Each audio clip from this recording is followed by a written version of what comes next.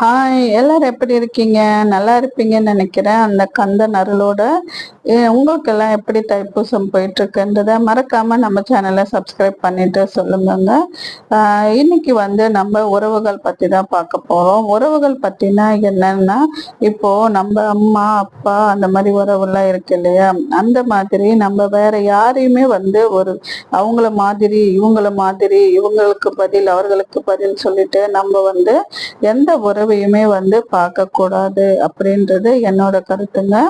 ஏன்னா அவங்களுடைய ஒரு சுச்சுவேஷன் வரும்போது அவங்க பார்த்தீங்கன்னா அவங்க வந்து அவங்களுடைய இதை மட்டும்தான் வந்து எடுத்துப்பாங்க. ஏன் அப்படி சொல்றேன்னு பார்த்தீங்கன்னா, அவங்க சுயநலமா தான் யோசிக்க செய்வாங்க. ஏன்னா அந்த உறவுக்கான இது வந்து அப்படித்தான்.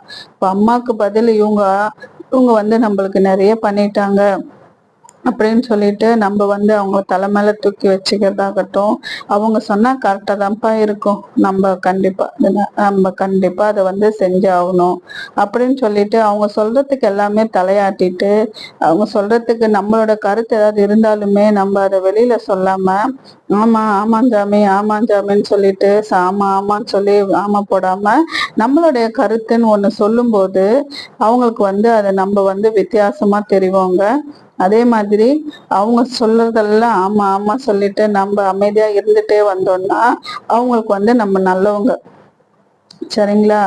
அதே மாதிரி நம்ம வந்து அப்பா மாதிரி இவங்க அம்மா மாதிரி அப்படின்னு சொல்லிட்டு யாரையுமே வந்து எடுத்துக்க வேண்டாம். ஏன்னா வந்து அவங்களோட குணத்தை எப்பவுமே அவங்க திரும்ப நம்மளுக்கு ஒரு டைம் கண்டிப்பா வந்து சொல்லுவாங்க. அந்த மாதிரி தான் வந்து அனுபவத்துல சொல்றேன். நீங்க யாரும் அப்படி போய் மாட்டிக்காதீங்க. அவங்கள நம்ம யூஸ் பண்ணிட்டு அவங்களோட இதுதான் வந்து நம்மளுக்கு காட்டுவாங்க. இதை வந்து நான் வந்து உணர்வுபூர்வமா இது நம்பினதாலதான் நான் உங்களுக்கு ஹெல்ப்பா இருக்குமேன்னு சொல்லிட்டு இருக்கேன். அதனால உறவுகள் வந்து உறவுகளாகவே பாருங்க. இவங்களுக்கு பதில் அவங்களுக்கு பதில்னு சொல்லிட்டு யாரையுமே அப்படி கண்டிப்பா பார்க்காதீங்க. மாமனாரா பாருங்க, மாமியாரா பாருங்க, அம்மாவை பாருங்க.